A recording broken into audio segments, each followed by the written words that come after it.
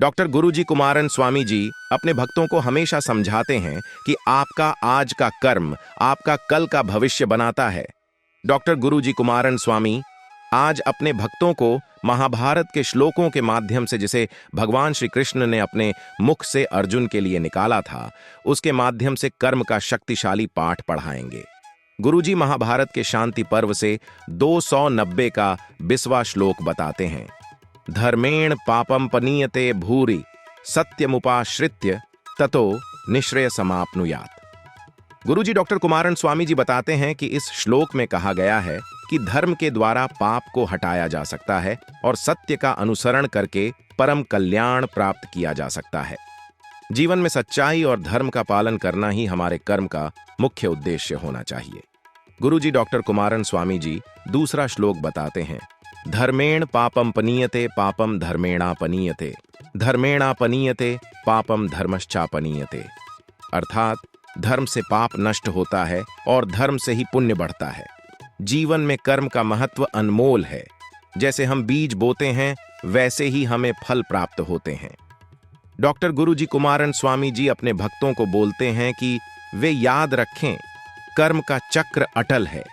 जो हम दूसरों के लिए करते हैं वही हमारे पास वापस आता है। गुरुजी डॉक्टर कुमारन स्वामी जी अपने भक्तों को यह बताते हैं कि हमारे कर्म ही हमारी पहचान है। जैसे अर्जुन ने धर्म और सत्य का पालन करते हुए अपने कर्मों को अंजाम दिया, वैसे ही हमें भी अपने जीवन में सच्चाई और धर्म का पालन करना चाहिए। गुरुजी अपने भक्तों को यह भी बताते हैं कि कर्म करके तुरंत फल की चिंता नहीं होनी चाहिए। कर्म का फल तो अवश्य मिलेगा, फल की चिंता न करे, क्योंकि महाभारत में श्री कृष्ण जी ने कहा है, कर्मण्येवाधिकारस्ते मां फलेषु कदाचन मां कर्म फल हेतुर्भूर्मा ते संगोस्त्व कर्मणि। अर्थात आपका अधिकार केवल कर्म करने में है, कर्म के फल में नहीं है। कर्म का फल आपको अवश्य मिलेगा, परंतु उससे बंधे रहना व्यर्थ है। गुरुजी डॉक्टर कुमारन स्वामी जी महाभारत में भगवद गीता के 6वां श्लोक का 5वां मंत्र पढ़ते हैं। उद्धरेदात्मनात्मानं नात्मानं वसादयेत्। डॉक्टर गुरुजी कुमारन स्वामी जी बताते हैं कि यह श्लोक हमें सिखाता है कि हमें अपने कर्मों से स्वयं को ऊपर उठाना चाहिए, न कि गिराना। सदैव सत्कर्म करें, क्योंकि यही हमें उन्नति की ओर ले जाएगा। गुरुजी कहते हैं, तो आइए अपने जीवन को सद्गुणों और शुभ कर्मों से भरें, दूसरों की मदद करें, ईमानदारी और सच्चाई से जिएं।